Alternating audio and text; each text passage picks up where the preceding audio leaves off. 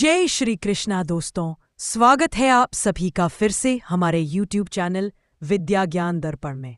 दोस्तों, आज मैं एक कहानी सुनाने जा रही हूँ। उसमें हम बताएंगे कि किस तरह जब हम सच्चे मन से भगवान को पुकारते हैं तो वह दौड़े चले आते हैं और हमारी पुकार जरूर सुनते हैं। भगवान को भी अपने सच्चे भक्तों की उतनी ही जरूरत होती है जितनी हमें भगवान की। तो आइए सुनते हैं इस कहानी को, जो एक सच्ची घटना है। एक बार की बात है, बरसाना गांव में एक सेठ रहता था जो बहुत धनी था। उसके 3 पुत्र थे, परंतु उसकी कोई पुत्री नहीं थी।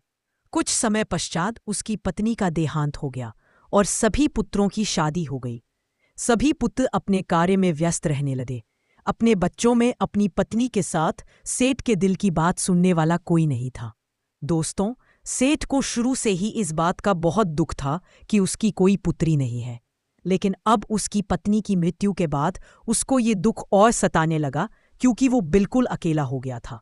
वह इस बात को लेकर परेशान रहने लगा कि उसकी कोई पुत्री नहीं है और इसी बारे में सोचता रहता कि काश मेरी एक पुत्री होती। किसी में अपने मन की बात कह पाता, ये सब सोचकर सेठ बहुत दुखी होता। दोस्तों, एक दिन एक महान पंडित उसके घर पर आए और उसे दुखी देखकर उन्होंने पूछा कि तुम्हें किस बात की परेशानियां हैं, तुम क्यों दुखी हो। पंडित जी की बात सुनकर सेठ ने अपना दुख का कारण पंडित को बताया कि कोई मेरी पुत्री नहीं है, इस वजह से मुझे अपने जीवन में यह अभाव रहता है कि मेरी कोई पुत्री क्यों नहीं है। तो पंडित उसको कहता है कि लोग, यह भी कोई परेशानी की बात हुई।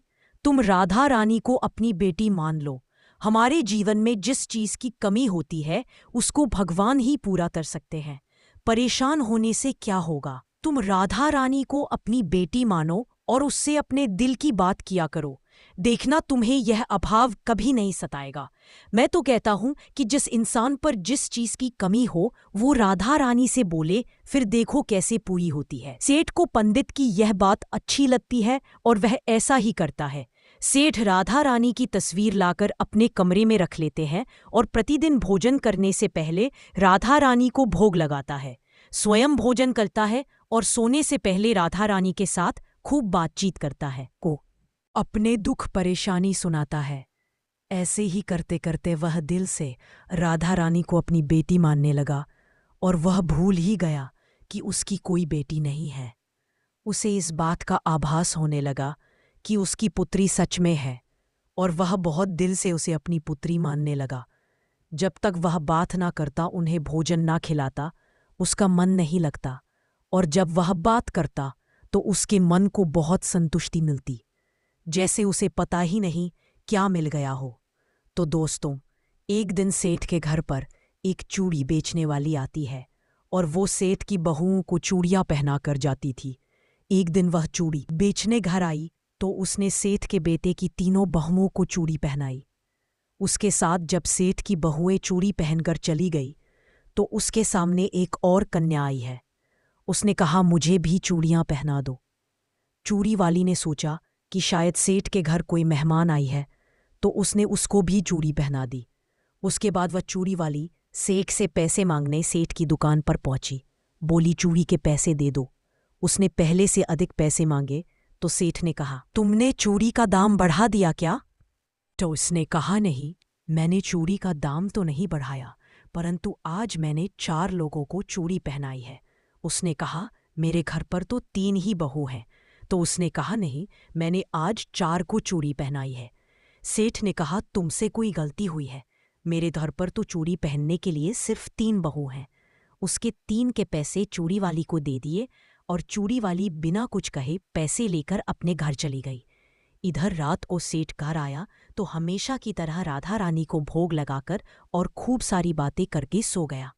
उस दिन रात को सेठ के सपने में राधा रानी आई और कहने लगी, बाबा, तुमने चूड़ी वाले को मेरी चूड़ी के पैसे क्यों नहीं दिए? जब तुम मुझे अपनी बेटी मानते हो तो तुमने मेरी चूड़ी के पैसे क्यों नहीं दिए? और ऐसा कहकर लाडली बेटी की तरह रोने लगी। यह सब देख सेठ की आंख खुल गई और वह भी रोने लगा। जब सुबह हुई तो वह चूड़ी वाली के घर गया और बहुत सारी स्वर्ण मुद्राएं उसके पैरों में रख दी और उसने बताया कि तुम कल सच बोल रही थी, तुमने कल 4 को ही चूड़ी पहनाई थी। मैंने राधा रानी को अपनी बेटी माना है।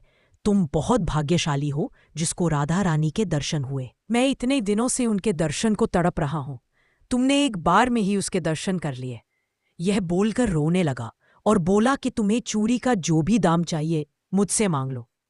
यह सुनकर चूड़ी बाली की आंखों में भी आंसू आ गए। उसने मन में सोचा, जब मुझे खुद राधा रानी के दर्शन हो गए तो उसके ज्यादा मुझे और क्या चाहिए। और उसने सेठ के सामने हाथ जोड़कर कहा कि तुम्हारी वजह से मुझे राधा रानी के दर्शन हुए हैं, जिससे मेरा यह जीवन सफल हो गया। मुझे कुछ नहीं चाहिए। यह सुनकर सेठ अपने घर चला जाता है। तो दोस्तों, इसलिए कहते हैं कि जब हम भगवान को दिल से पुकारते हैं, उनकी पूजा अर्चना करते हैं, तो वह कैसे हमारे पास दौड़े चले आते हैं। दोस्तों, जो भी करो दिल से करो, दिखावे को नहीं। भगवान प्रेम के भूखे होते हैं। अगर उन्हें दिल से चाहोगे तो आपके सारे कष्ट दूर हो जाएंगे। आशा करती हूं कि यह कहानी आपको अच्छी लगी होगी। आप कमेंट में ज़रूर बताएं और मेरे चैनल को सब्सक्राइब, शेयर और लाइक भी ज़रूर करें। अब फिर मिलेंगे अगली नई वीडियो के साथ। तब तक के लिए सभी दर्शक भाइयों को राधे राधे।